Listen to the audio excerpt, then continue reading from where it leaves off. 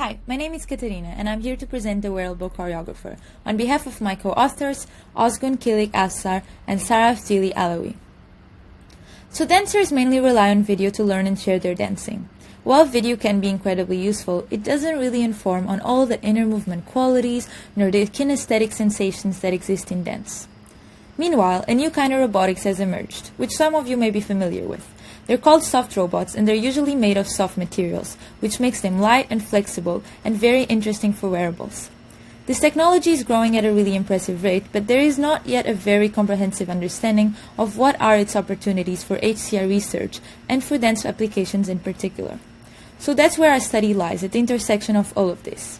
Basically, it brings forth a novel application of this technology while exploring new opportunities for implementing wearable design into dance practice. We're committed in this work to a research-to-design method, by taking a critical look at how our design choices provided different experiences. We're also committed to a soma aesthetic design approach, so we decided to center our attention on the soma, or the living sensing body. For the whole design process, I, the first author, followed a first-person or an auto-biographical approach. I explored how different technologies were able to give me different directional cues, making use of my own background as a swing, a jazz, and a tap dancer for maybe 10 years now, along with the somatic learnings that I did made throughout the design process. So I've told you I chose to work with soft robotics, more specifically fiber-reinforced pneumatic soft robotics. And within fiber-reinforced, I produced 3 different kinds of samples. So first, I explored sewn samples. Next, I moved on to knitted and woven samples, and finally, Mccaben muscles. So in all of these, a hollow silicone tubing is enclosed in a layer or more of fibers. When we inflate that silicone tubing with high-pressure air, the tubing expands, creating different movements and altering the sample's shape. So I produced and iterated on a number of samples for each of these kinds where I explored a lot of different variables. But I want to talk to you about the third one, the Mccaben muscles. So when they are inflated, they contract in length and they produce a high contraction force, just like you can see in this little video. So when I attached one of these Mccaben muscles to a jointed object, so first I did so with a stapler, then with a 3D printed jointed structure, and later on my own leg, because of this contraction, I observed a bending motion, like you can see in these videos. Next, I decided I wanted to combine them with textiles. So I used woven textiles, which are inextensible, and knitted textiles, which have unidirectional stretch. And I combined them, create a sleeve for one Mccaben muscle. When I inflated this muscle, because of the different stretchability, I observed again a bending motion. Next, I made these muscles double, just to have a higher contraction force, and I attached them to a jointed object. So I created a sleeve for a stapler. And here I obtained the working principle of our wearable.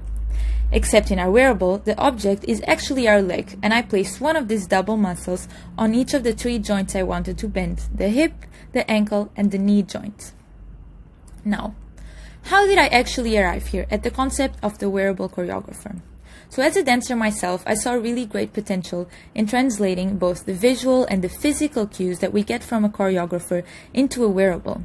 Once I understood both the potential, the limitations of this technology, I chose to design a prototype that would provide me with movement cues as guidance in my own practice. So essentially, I wanted to try and embed some sort of choreographer into my own modified garment.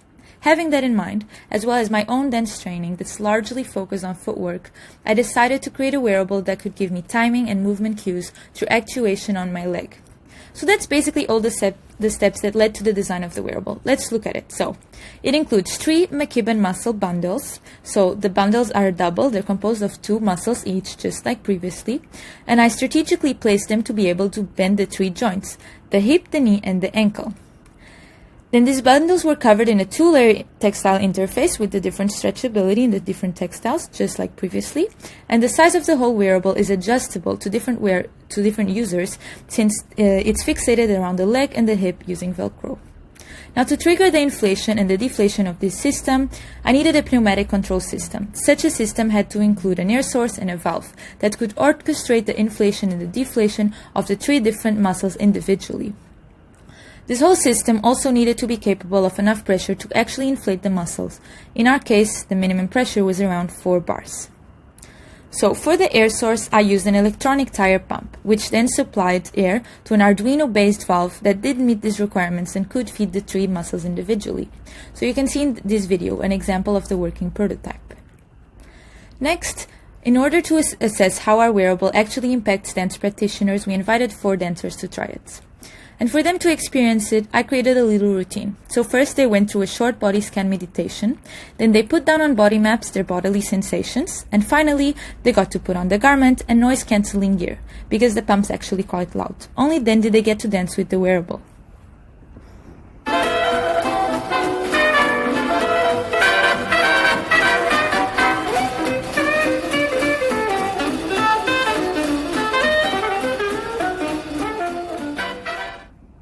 After dancing, they filled out body maps again so we could compare them and answered a number of questions about their experience. So from all this data, which were videos and body maps, interviews, notes, we analyzed it all thematically. And from there, we gathered 3 key insights on how the garment influenced them. So first, from their responses, we identified a common feeling of being restricted by the wearable. So either they didn't feel comfortable contradicting it, they felt frozen in a position, they didn't want to damage it. Ultimately, they were uncomfortable and they felt their range of motion limited. However, from this restriction came a place of creativity. They had to find movements that were comfortable. They had to pay higher attention to their body, and they had to scan their body for the wearable's actions while moving. They had fun being challenged into expressing themselves in new ways, and they were quite excited to include such technologies in the future in their practice. Another interesting thing was how the dancers often described the garment as wanting them to do something or having some sort of agenda. That ended up giving the garment its own agency in their eyes and in their descriptions. This raised such interesting questions around bodily manipulation and feelings of invasion shared among them, which paves the way for important privacy and ethical dispute conversations.